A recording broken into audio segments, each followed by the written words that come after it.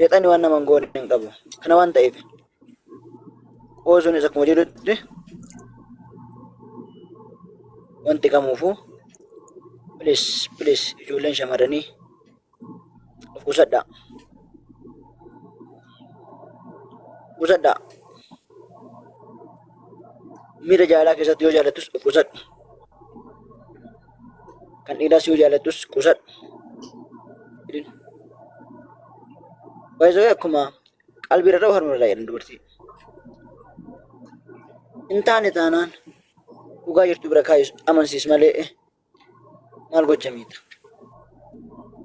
Isheen darbite kan akka mataa kootti hangam akka dhagahamuu fi mataa nama hundaatti hangam akka dhagahamu ni beektan. Kanaafuu jecha Aameen amma jedhu kana irratti haxumaas warroonni maamila isii warroonni keessan bilbila isii qabdan abdii tooraa tasgabbeessaa dhoorgaa. Xaayibaan dhugaadha aadama isii qalladdi.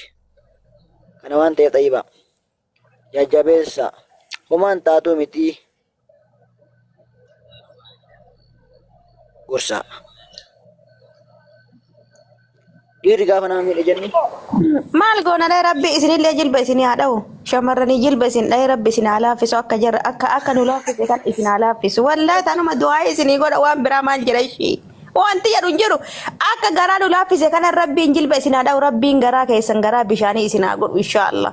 Mee usuu isin garaa laaftanii bara addunyaan akkanatti hin dhumattu biyya na eebadanaa.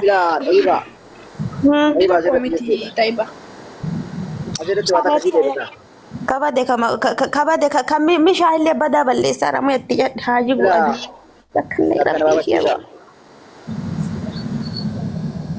Dhugaadha. Akkuma bishaan jiru badaan jira.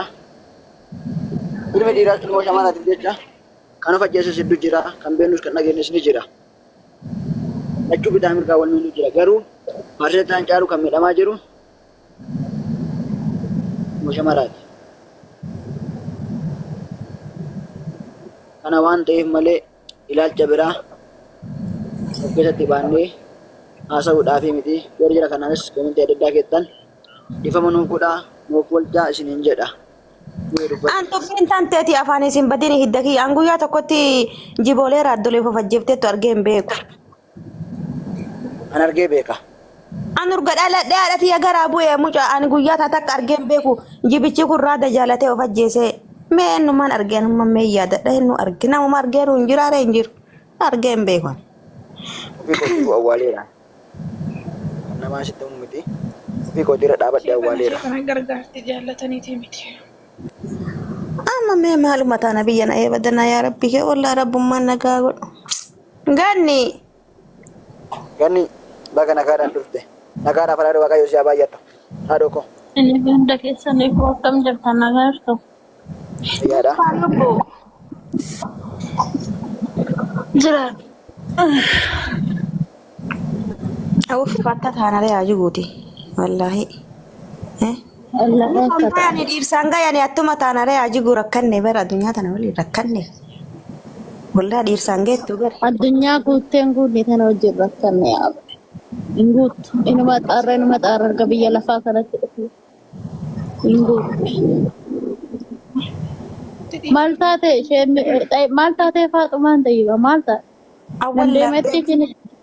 Ani hin beeku wallaa lubbu anillee sima amma maree borba'ee bara mucaa maaltu maal ta'e jennaan bara omaan taane akkana godha jettii jedhan ishii mee wannummaan kun yoo kalee akkana ta'e amma qaxxalamuu qabaaree duubumaan dhufee badaganniyyee. Waliin deemna jedheen imaaraat keessa of ajjeesuullee hin dandeenyu yoo duunillee reeffi keenyallee kara biyyaan galu.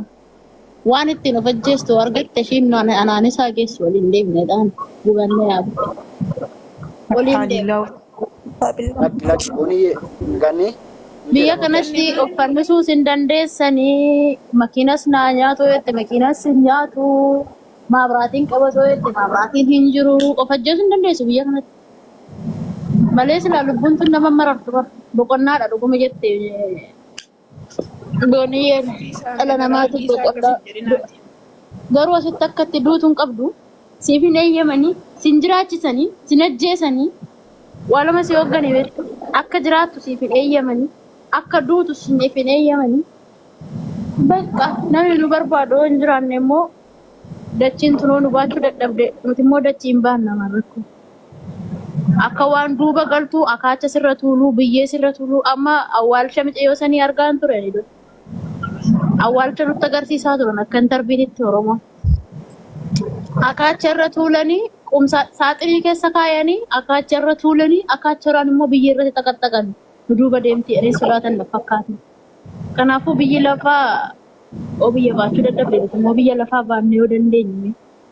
Kanaaf dhiisa yaa ijoollee namni hunduu uffatee deemu namni yoo tasiixanii ilaaltan mana hundumsaatu immoo madaa qaba bakka madaa inni keessa namni hubachuu hin dandeenye.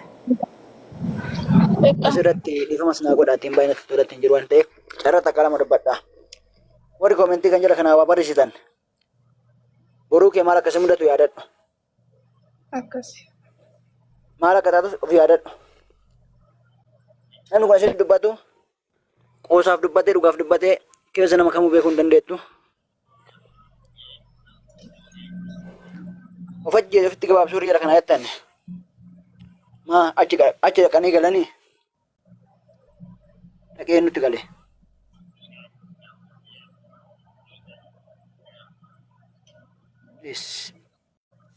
Yoo namni waa dubbatu yaadan taane laatanaaf dubbatu.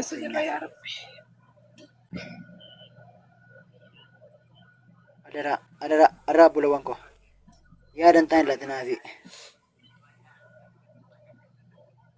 Kanaadhaafu jabaadhaa nagaadhaaf alaala waayee isin hafe bakka jirtanitti nagaadhaan jiraadhaa. Dubartoonni keenya ilaalcha akkanaa keessaa of baasaa isiniin jedha. Itti gaarii isiniif haa ta'u. Inni jiraatan keessatti yoo wanni jiranii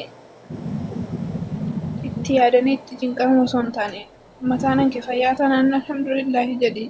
Wallahi billaa jechuun amma qaldiin guyyaan oolan gaafa eega dhalatanii du'aaf dhalanne hin beekna akka duunu haguma jirru barri jireenya tanaa duunaa edana duunee bullaa obboroo duunaa guyyaa kennan beennu eenyu masirraa deema garuu ammoo namni yoo koomentii barreesse haga fedhe barreessuu miti inshallah kitaaba 55 yoo guutee waa namaan jedhe namni koomentii sallalee miira keessa galaa biyyatiyya.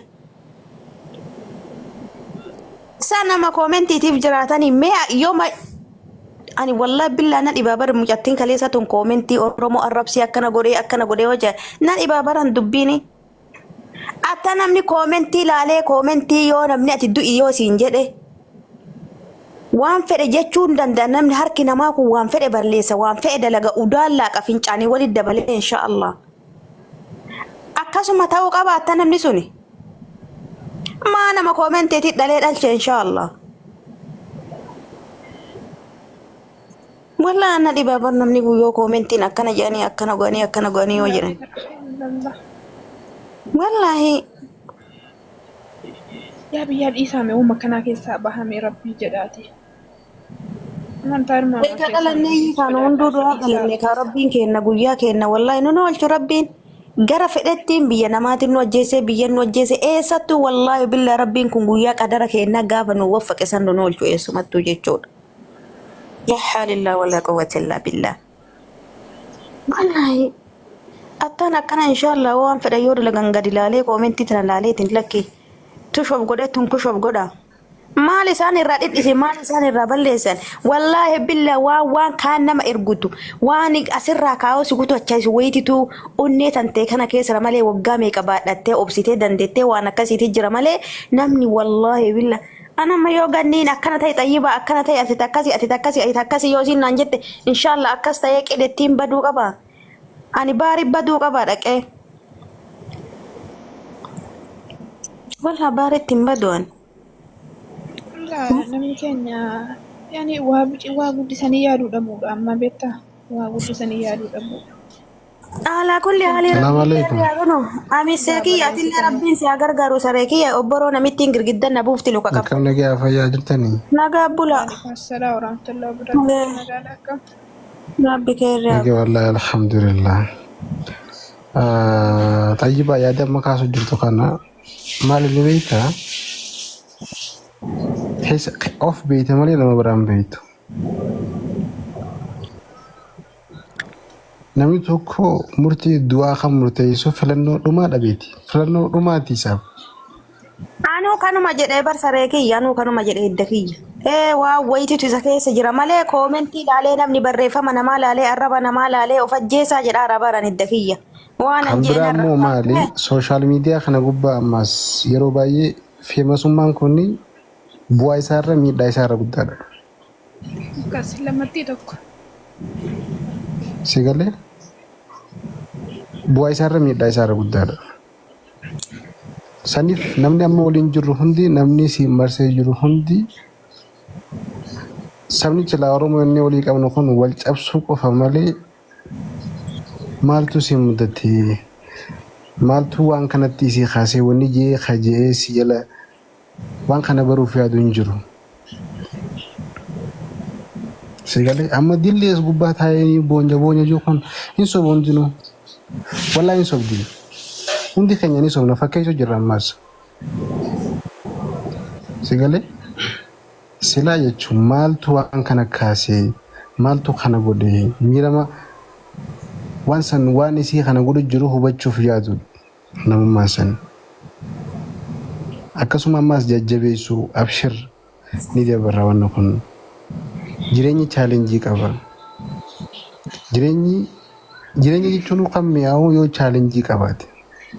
Sigalee saniif wanni ta'e hundinuu ta'ee khayrumaa fi wanni ta'e ammas ta'e already hin deebi'u kana kaleessi amma irra hin taa'an ta'u bara harri guyyaa dhume bara amma boruu dhufa malee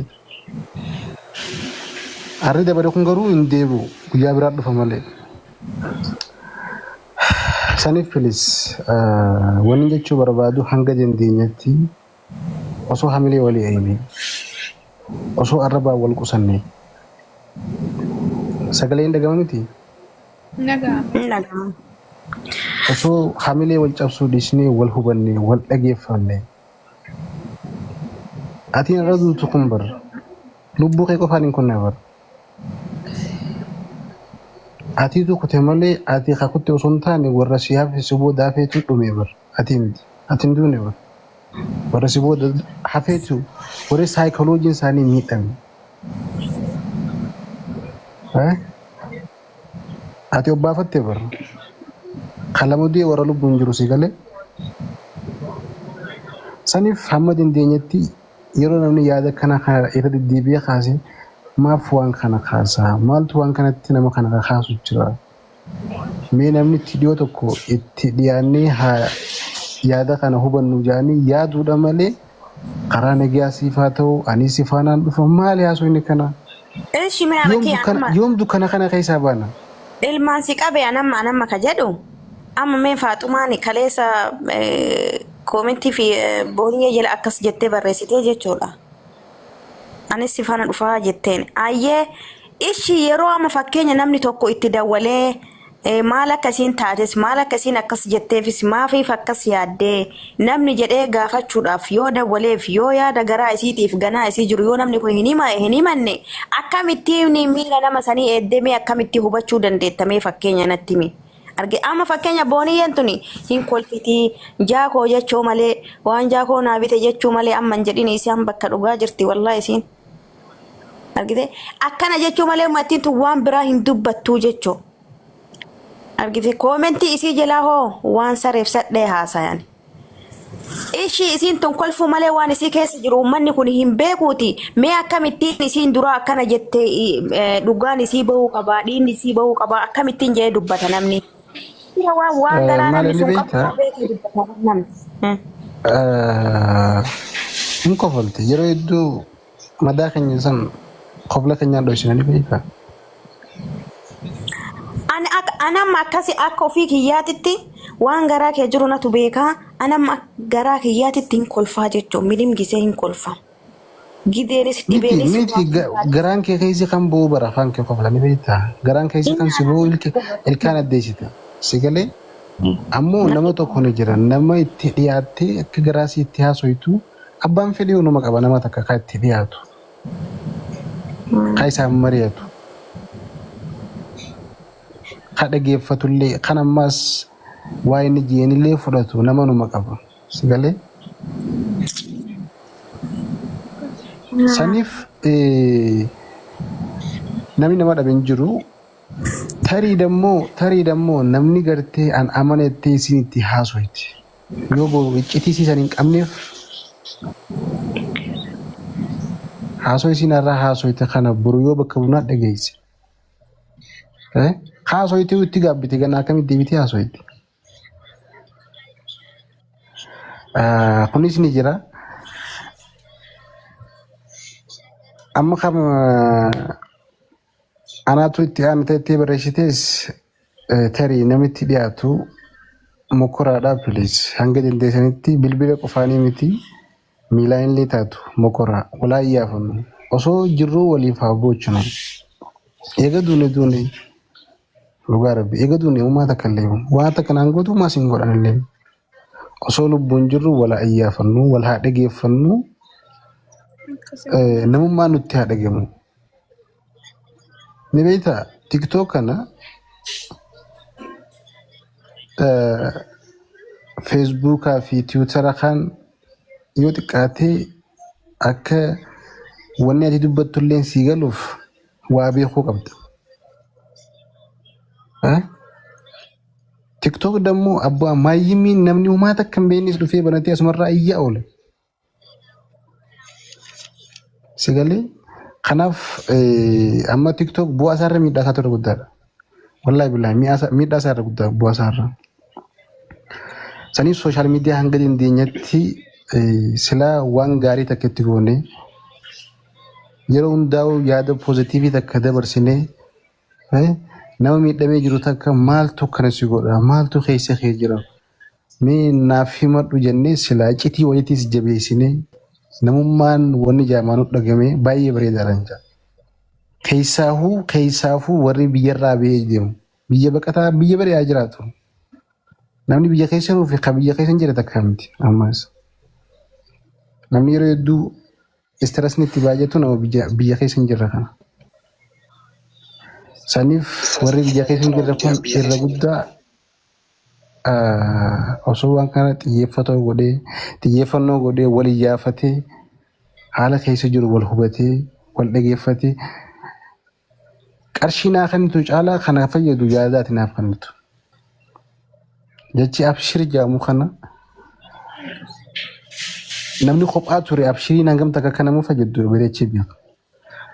Saniif hanga dandeenyetti gaarii waliif haa yaadnu namummaa nutti haa dhagahamu nama keenya bakka yerootti haa iyyaafannu haa jajjabeessinu haamilee itti haa goonu osoo inni illee dadhabaate osoo inni illee waa balleesse haa yaada gaarii kenninuufi.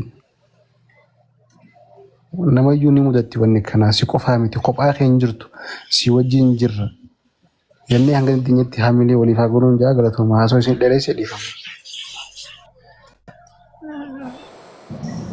Inshallah ala kulli hali rabbi khairi godhe toltu no dhage nagaan naa bula wallahi rabbiin nagaa manu waa